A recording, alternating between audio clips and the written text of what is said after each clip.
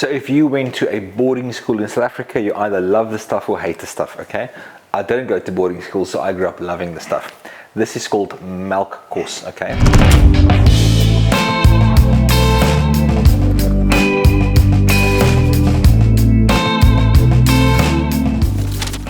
In English it translates to milk food, but it's a sweet sort of treat, or it could be a whole meal.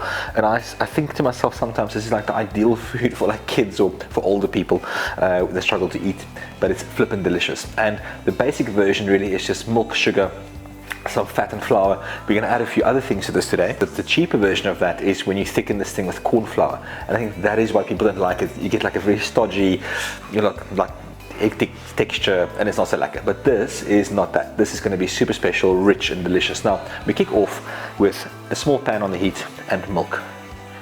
And to the milk we're going to add a few very basic ingredients. So the first one we're going to add is sugar. So the sugar will be split into two. Half the sugar goes into the milk, other half of the sugar becomes part of our dry mix. We can't make Melk Kos without cinnamon stick or cassia bark. Then one of my favorites. This is green cardamom pods, very prolific in South African cuisine.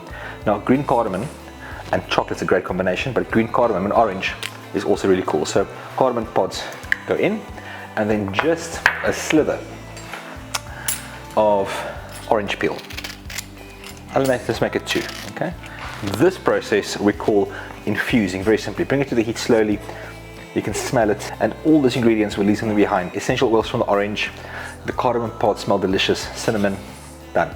Now, in the dry bowl, we already have a bit of sugar. Now we add flour, we add salt, and we add butter.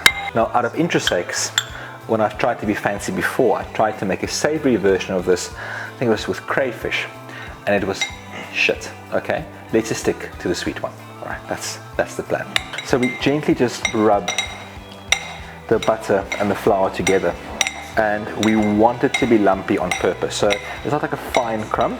You want to push it together. My favorite Melk Kos is Melk Kos that is lumpy, okay? I want lumps in there. You can sort of hear the milk coming up to the boil. You can smell the orange, cinnamon and cardamom working together.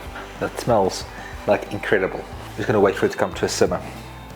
You can see the simmer. I'm going to turn the heat down, and I'm going to fish out all those solid bits. Now, as we into the simmer, we're now going to add this crumb into this really fragrant milk mixture. We're not going to whisk it. I'm using a spatula for this recipe. So we just gently stir. I'm going to cook it out slowly. The butter starts melting, the flour starts thickening the milk mixture, and it takes a few minutes to cook out. And you can already see it sort of thickening, but it's not thick enough yet. So we're going to cook it for a little bit longer. We continue stirring over low heat for 5 to 7 minutes, and then we'll give it a taste quickly. We just want the flour to have cooked out and the pop, or the Melk Kos, to be nice and firm. We are there. The texture and consistency is perfect. We serve this immediately. Beautiful bowl, a nice big ladle full of Melk Kos. And you can see the lumpy bits in there. And to finish this, you could keep things quite simple. So I like to do a little bit of cinnamon sugar, a little bit of orange zest. And if you want to be like super sneaky, you can do just a tiny knob of butter. It's in the center to melt in, okay? And that's it. And because this is so piping hot, my favorite thing to do is to take this and find a quiet place, and you start eating from the edges. As you eat it, it warms you from the inside immediately. It's like a little hug from the inside. It's super nostalgic, very South African, flippin' delicious. I can't imagine a winter without eating Melk Kos on a regular basis. Follow this recipe, you just won't be disappointed.